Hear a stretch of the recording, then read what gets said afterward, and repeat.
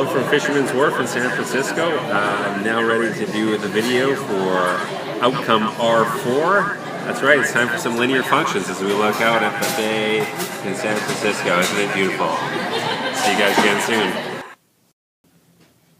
Alright, so outcome R4 really is just asking us the question, is it linear or not? Okay, so something is linear if it is a function that creates a line, or if it's a relation that creates a straight line. By the way, it's redundant to say straight in straight line. Line means straight line. Okay, so the first two questions here look at representing the functions as equations, and we can see that the first one is linear and the second one is not. Now, how come? Well, look at the greatest exponent of each of these. The greatest exponent here is 1, and the greatest exponent here is 2. Okay, we call that the degree, and whenever the degree of a function is 1 or less, we say that that is a linear function. Okay, and you could go ahead and graph these with a table of values, and you can see one of them forms a straight line, and one of them doesn't. Do that for fun. Okay, the next one is a graph here. So we're looking at this graph. This one is definitely not linear. It's not a straight line. It's a curvy line. Okay? That is not linear. Linear means line. Okay, next, looking at a set of ordered pairs. Now this one looks like it's linear, but it's actually tricking you a little bit. Let's see what happens with the domain values. They go up 2,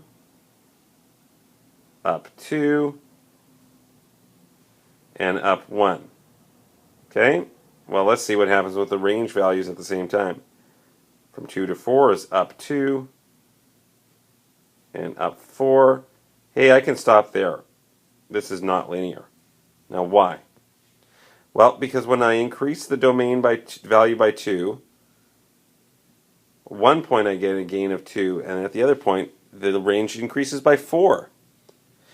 But for a function to be linear, if I have a constant change in the domain value, I should have a constant change in the range value. That's not the case here, so it's not linear.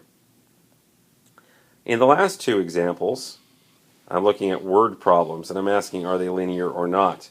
Well, it's simply a matter of looking at the rate of change. In this first one, our rate of change is $1 for every photo taken. That's the rate of change. Such an important word, I'll write it down.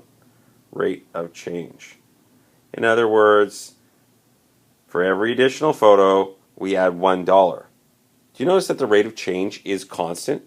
Every time I add a new photo, I add the same amount of money. It doesn't change from time to time.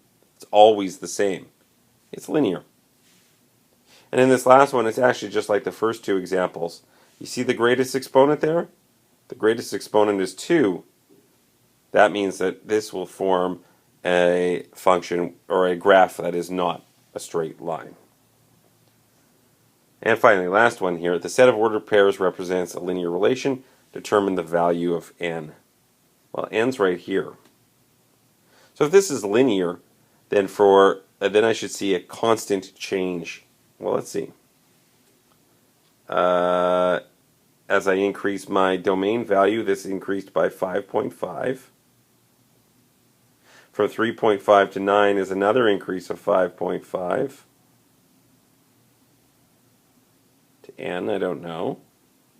From n to 20, I don't know. Let's see about this range value here. I'll just get rid of that writing.